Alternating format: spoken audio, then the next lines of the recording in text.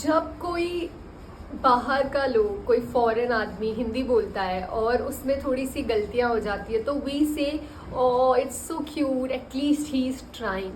But हम ये हमारे साथ क्यों नहीं कर पाते? I don't understand. Hello everyone, welcome back to my YouTube channel and my name is Anu Mishra. I am 19 years old and I'm working in aviation from last 1 year. Touch wood, many more to come. And today's video is on a very relevant topic जो आजकल की generation के दिमाग में आता ही आता है, which is how to improve English. ये दिमाग में मेरे क्वेश्चन बहुत पहले आ गया था when I was in class 6th और 7th. उसी टाइम पे मुझे फील होने लगा था कि मेरी इंग्लिश अच्छी नहीं है, मुझे इंग्लिश इम्प्रूव करने की ज़रूरत है. स्टार्टिंग से इंग्लिश उतनी आती थी कि मैं समझ जाती थी, बट एक ऐसे स्पीड में रिप्लाई मैं कभी नहीं दे पाती थी. एंड पता नहीं क्यों उसी टाइम फील हो गया कि इंग्लिश तो आनी ही चाहिए. अगर हम इंग्लिश बोल रहे हैं, उसमें थोड़ी सी भी गलती हो गई then it's fine, we are human, it's okay to make mistake. ना आपको बुरा लगना चाहिए और ना लोगों को. एंड लोगों का काम है बोलना. लोगों को खुश करने के लिए आप लाइफ में कुछ भी मत करो. इंग्लिश एक लैंग्वेज है जिसमें जितना आप बोलोगे उतनी गलती होगी. हम इतने टाइम से हिंदी बोल रहे हैं, इसलिए आज हम हिंदी में उतने फ्लुएंट हैं, और उतने फ्लुएंट होने के बाद भी हम काफ़ी मिस्टेक्स करते हैं. तो इंग्लिश तो हमारी मदर टंग है भी नहीं, we are just learning it. तो उसमें आई थिंक गलतियाँ करना is normal, is okay. And I think we all deserve to make mistake. सबसे इम्पॉर्टेंट चीज़ जो मैं आप सबको बताना चाहती हूँ कि इंग्लिश सीखने के लिए सबसे सबसे सबसे ज़्यादा जो 3 चीज़ें हैं वो बहुत इम्पॉर्टेंट है. अगर ये 3 चीज़ें आप कर लिए तो आपकी इंग्लिश बिल्कुल अच्छी हो सकती है. First is reading, second is writing, third is listening. Reading, writing and listening. या रीडिंग में आपका स्पीकिंग भी आ ही जाता है, राइट? सो पहला one of the most important thing, मैं रीडिंग पे कॉन्सेंट्रेट करना चाहूँगी. एक बहुत ही नॉर्मल सी मैं आपको बात बताती हूँ. हम हिंदी अच्छी क्यों बोल पा रहे हैं? बिकॉज हम हमेशा से हिंदी बोल रहे हैं, हमारे इन्वायरमेंट में हिंदी है, हम सुन रहे हैं, हम हमेशा से वही बोल रहे हैं हिंदी. हमने कभी हिंदी के अलावा कोई और लैंग्वेज नहीं बोली, इसलिए आज हम हिंदी में इतने अच्छे हैं. सो आपको इंग्लिश के साथ भी वही करना है, सेम गेम प्लान. जितना ज़्यादा इंग्लिश बोलोगे, जितना ज़्यादा इंग्लिश रीड करोगे, आई थिंक आपकी इंग्लिश उतनी ही अच्छी हो जाएगी.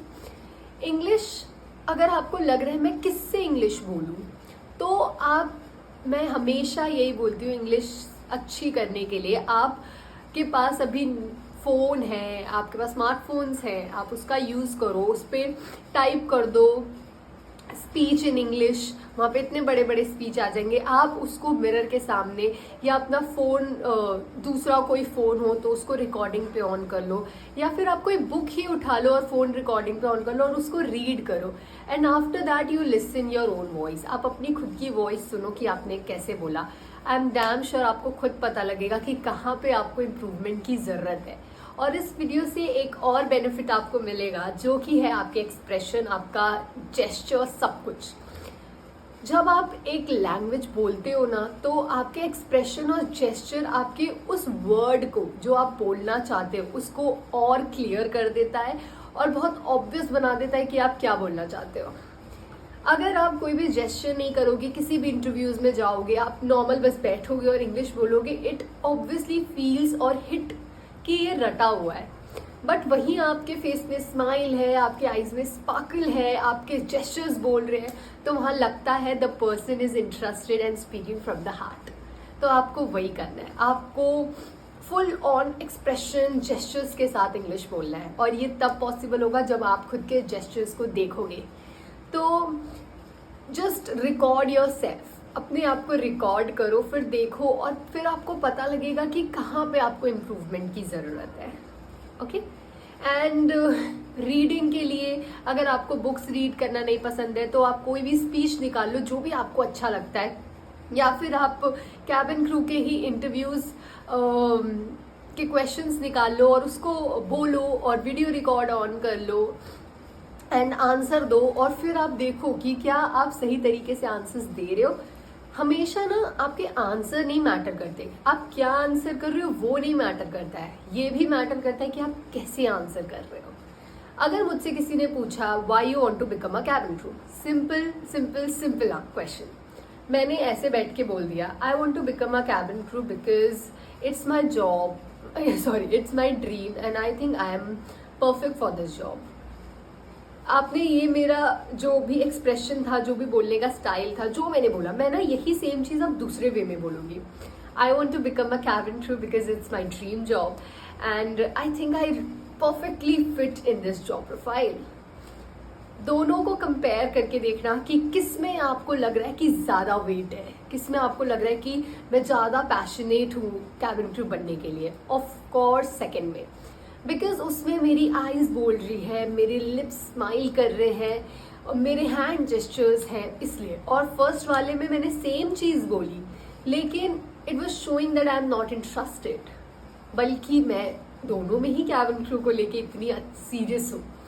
सो कई बार आप बोलते हो कि हमने वही आंसर किया, हमने सेम आंसर किया, फिर भी हमें सेलेक्ट नहीं किया। उस time it's not because of your answer, it is because how you answer. तो आई होप आपको अब क्लैरिटी मिल रही है। रिजेक्शन के ना रीजंस मत निकालो, उसको डिफाइन मत करो, उसको समझो, एक्सेप्ट करो और उस पर वर्क करो और आगे बढ़ो। So I think reading part is much clear. जितना ज़्यादा बोलोगे, जितना ज़्यादा पढ़ोगे, उतनी ही इंग्लिश अच्छी फ्लुएंट होगी और कॉन्फिडेंट तो बॉस आएगा ही आएगा जब आप अपनी खुद की वीडियो रिकॉर्ड करके सुनोगे। Second thing is listening. जब मैं इंग्लिश स्टार्ट की थी सीखना, तो जब मैंने इंग्लिश सीखना स्टार्ट किया था सो हमारे घर में स्मार्टफोन एक ही था मम्मा के पास, लेकिन जो लोग आर्मी बैकग्राउंड से बिलोंग करते हैं उन्हें पता होगा कि हम कैंट एरियाज में रहते हैं और कैंट एरियाज में नेटवर्क का इतना इशू होता है कि अगर आप कुछ चीज़ सर्च कर रहे हो तो वो 1-2 घंटे में खुलेगा, तो और उतनी देर के लिए तो फ़ोन ही नहीं मिलता था। सो लिसनिंग पार्ट स्मार्टफोन से नहीं हो सकता था उस टाइम पे, लेकिन अब आप लोगों के पास स्मार्टफोन्स हैं, आप लोग अच्छे से कुछ भी देख सकते हो, सर्च कर सकते हो एंड सुन सकते हो। आप नॉर्मल इंग्लिश की वीडियोस निकालो, इंग्लिश की वीडियोस सुनो, उससे आपको हेल्प मिलेगी कि कौन सी चीज़ को कैसे प्रोनाउंस किया जाता है, कैसे बोला जाता है, आपकी वोकैबुलरी अच्छी होगी। एंड मैं ज़्यादातर क्या करती थी, खुद के पर्सनल एक्सपीरियंस से, हमारे पापा एक न्यूज़ चैनल खोल देते थे and we used to sit with the paper and a pen. हम देखते थे कि वो क्या बोल रहा है और हम फटाफट नोट्स बनाते थे कि वो क्या बोल रहा है। इससे हमारे को समझ जल्दी आने लगा इंग्लिश और हमारा रिएक्शन टाइम कम हो गया। मतलब हम सुन रहे हैं लेकिन हमें कुछ समझ नहीं आ रहा, बट हम ट्राई, अब हमें है कि हमें लिखना है तो हमारा अटेंशन 100% हो गया। अब मैं जल्दी समझ भी रही हूँ और जल्दी लिख भी रही हूँ, इससे मेरी लिसनिंग बहुत अच्छी हो गई। यही आपको इंटरव्यू के टाइम पे भी करना है। द मोमेंट आपके इंटरव्यूअर आपसे क्वेश्चन पूछ रहे हैं, आपको साइलेंटली एक्नॉलेज करते हुए क्वेश्चन का आंसर देना है। And this is the listening part. उसके बाद reading is done, listening is done, what else, third क्या था, राइटिंग। या आप इंग्लिश लिखना स्टार्ट करो। इंग्लिश लिखना मैंने आपके इसी में ऐड कर दिया।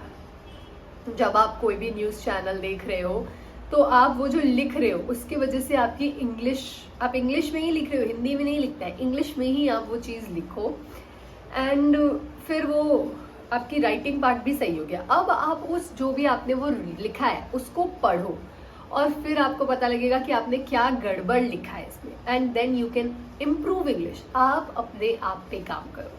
The moment you start working on yourself, I think आप लाइफ में सब कुछ अचीव कर सकते हो। प्रॉब्लम सबके पास है, इट जस्ट कि आप अपनी प्रॉब्लम को एक्नॉलेज करो, आप समझो कि आपकी क्या प्रॉब्लम है, उसको एक्सेप्ट करो और उसको सही करने में लग जाओ। You all are so lucky कि आपके पास इतना सोशल मीडिया है। हमारे पास होके भी मैं ये नहीं कह रही हूँ मैं बहुत पुराने जनरेशन से हूँ, बट जिस एरिया में हम थे वहाँ पे सोशल मीडिया को यूज़ नहीं कर पाते। मैं आई थिंक 11th-12th में आके मैं सोशल मीडिया पे आई हूँ, 10th और 11th-12th ऐसे ही कुछ, उससे पहले कुछ नहीं था। So you all guys are very lucky. आप सब इस चीज़ पे काम करो, आई एम डैम श्योर आप सब अपनी लाइफ में बहुत जल्दी सक्सेस पाओगे। और मैं चाहती हूँ कि मेरी वीडियो देखने वाला हर एक इंसान सक्सेस करे, हम सब एक साथ फ्लाई करें, अपने आप को प्राउड फील कराएं। एंड आई एम श्योर आपको ये वीडियो अच्छी लगी होगी। अगर अच्छी लगी है तो लाइक करना, शेयर करना, कमेंट करना एंड मेरे चैनल को सब्सक्राइब करना। थैंक यू सो मच, आप सब मुझे इतना ज़्यादा प्यार कर रहे हो एंड आई होप ये इंग्लिश सीखने की ट्रिक आपको काम आएगी। 1-2 हफ्ते इसको फॉलो करके देखना, आई एम श्योर आपको रिजल्ट अपने आप पता लगेगा। Thank you so much, love you all, take care.